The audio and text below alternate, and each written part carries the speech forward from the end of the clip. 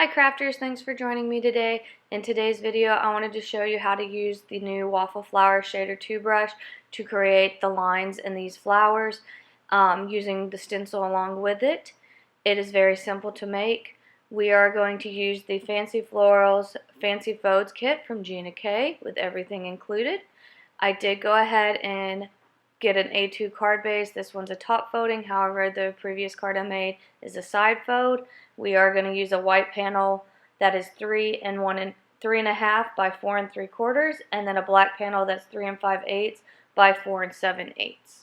I also are going to use the stencil for the background. In the first card I used the square one, and this one I decided to use the circle-y one, octagon one, whatever you want to call it, just to show you how you could use the same stencil but a different background and it would still create a beautiful card. So here I'm just going to line up the stencil to get it where I want it and then tape it down and ink blend it with some Distress Oxide ink.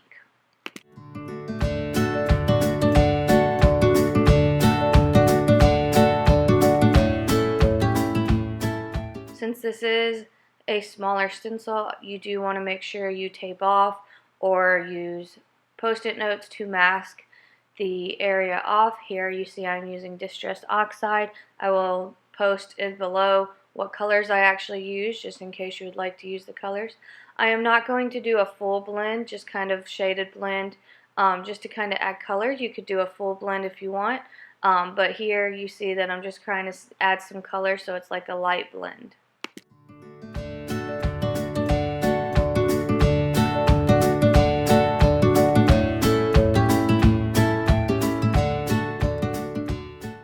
As you can see here, I didn't darken all the areas, and that's fine. That's the kind of look I wanted to go for.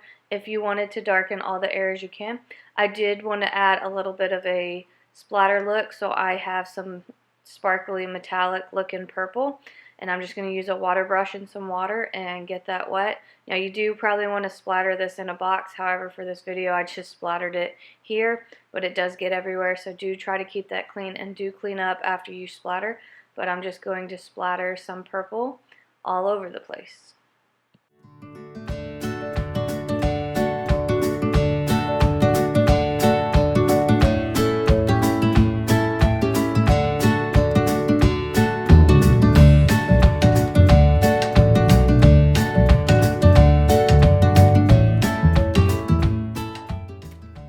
So here you see me cleaning up. I'm just using some alcohol spray to clean this up. Next we're going to start with the flowers. I am going to get my WaffleFlower sticky mat. This is the bigger size. I have already gone ahead and cut out the flowers that we're going to use. So you want to go ahead and do these with the stencil. It'll be easier to line up the stencil if you go ahead and die cut these out. So here I have two, and I'm just going to use the different stencils that come along with the kit to shade in the colors.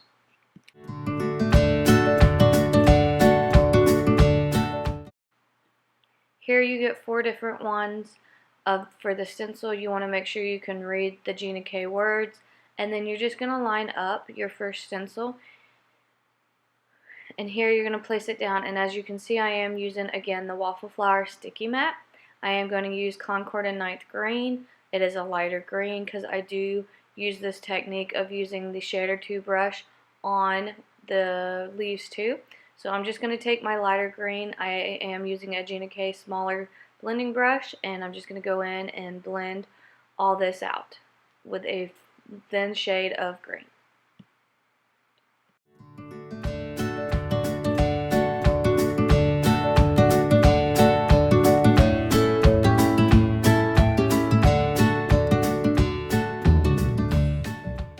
Here I'm going to take the Shader Brush Plus sample pack, and I'm going to pull out the Shader 2 Plus. It is a small flat end brush, kind of like a crease brush for your eyes. And before I take the stencil up, I'm going to take my darker color green and get it nice on the brush, and then I'm going to use the tip of it and just take strokes from the center of the leaf and brush it out. You do want to kind of have streaks, so if you get a little streaky with this technique, that's okay because it adds to the flower instead of being a complete blend.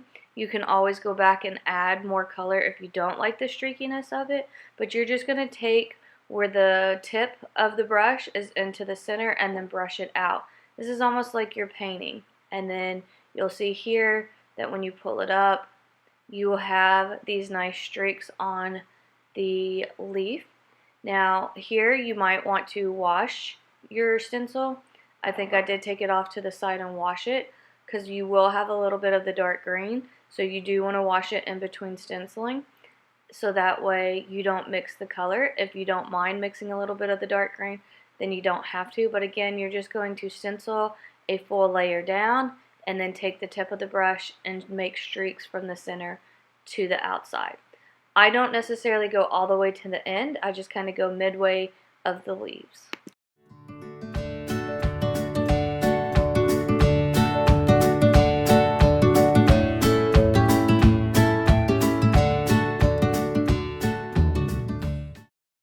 Next, you're going to take your stencil 2 and do the same thing.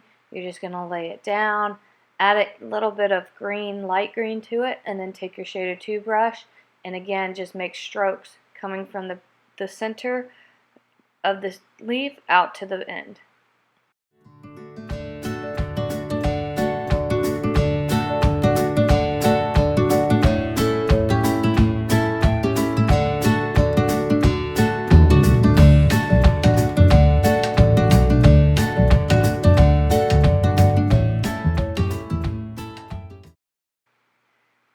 As you can see here how the dark green looks with the leaves. So the next thing you're going to do is add the 3rd stencil or the 4th. It doesn't really matter which way you do this, but you're going to do the flowers next. And again, same technique. You're just going to put your stencil and line it up. And then you're going to use your lighter color, which I used a really light purple, so this takes a little bit to get that purple color the way I want it. And then you're going to use that shader 2 brush again and make streaks coming from the center of the stencil out towards the end. Again, you can do as dark as light streaks. Sometimes the darker makes it look very pretty and makes it look like it has the streaks of the color in the flower. Now I am using the same shader 2 brush, so as you can see I'm sitting here cleaning it. Get it nice and good clean. You can use the same one if you have multiple shader brushes. That will work great. But I'm just going to clean it, and then I'm going to get the dark purple and I'm going to dab it off because it's going to be very dark. As you can see, you can definitely see the streaks here, but when you lift the stencil it just makes the flower look so pretty, and it's not going to just have like a shaded purple at the tip of it, it's going to have those streaks.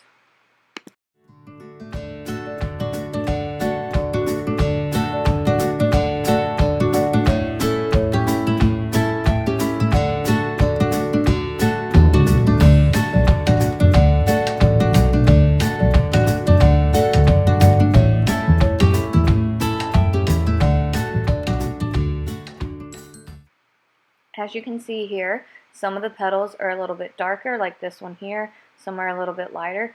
I like that look because it makes it look different. If you want them all to be the same darkness, you just need to go back and add more streaks of the darker color. But again, you're just going to take the last stencil, add your light color first, and then take your shader 2 brush and add the streaks from the center out to the petal.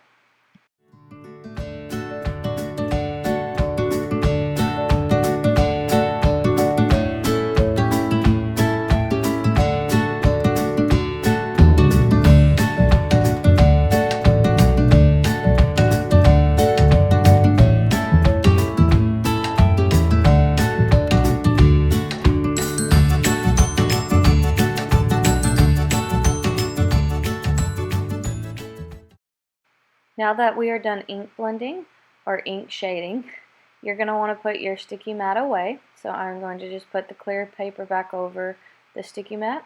And as you can see, here are the beautiful flowers done.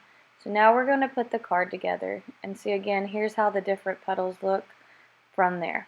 So we're going to grab our background, which should be dry now. If not, you're welcome to heat set it a little bit. But as you can see, the shimmer and shine to it. I went ahead and cut out the vellum. I used a Spellbinders die for that. I went ahead and stamped and cut out Sending Hugs from the Gina K kit. And then we are going to just put this together. So as we're putting this together, you're going to need some 3D tape or foam tape or whatever you want to use. This is just foam tape I get from Amazon, very like a 1/8 inch wideness. And I'm going to sit here and just add foam tape to the back, and then I'm going to add that to the vellum, and then I'm going to add foam tape where I've already added foam tape on the vellum so it covers it up.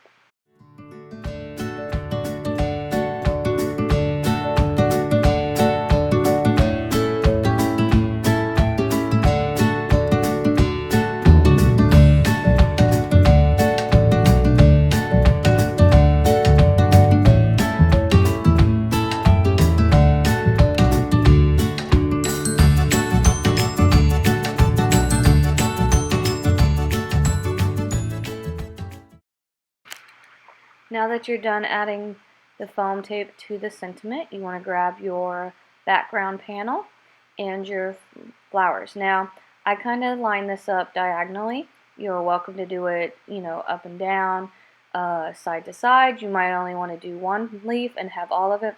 This is up to you. I wanted two. You can do this different ways. You could just glue this down and then cut it off. And here you'll see that I kind of use some masking tape to hold the flowers in place and then draw a line to go ahead and cut it, so that way I could put glue where I wanted it to. But there are different ways to do this.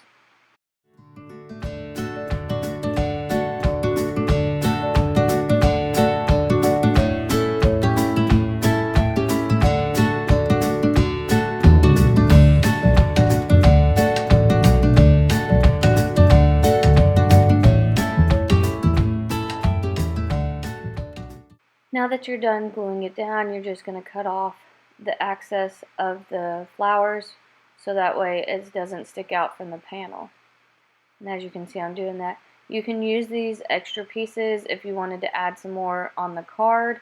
However, I like the way it looked by just cutting it off, but you're welcome to add more to the sides if you were doing a different design. Again, I just left it as it is. Now I'm going to adhere this to the black panel. And basically all we're doing now is putting the card together using all the pieces we have. So you're welcome to put something something heavy on it to hold it down while you're pulling off the sticky pieces of the 3D tape or foam tape. But again, we are just going to pull this off. So we're just putting this together now. And then I kind of like this a little bit off to the side and down, but not fully down. You could put this in the center. You could use a circle die. That's totally up to you. And then we're going to I used a tape runner for this part, and we're going to add it to our A2 card base, and then we are going to have a completed card. Now your card is complete. So here I'll show you how we have two of the same cards but different folds, an A2 top fold and A2 side fold, or however you want to see it. You're again just using that Shader 2 Plus brush to add some dimension to the leaves and the petals by blending out from the center using that side blending brush.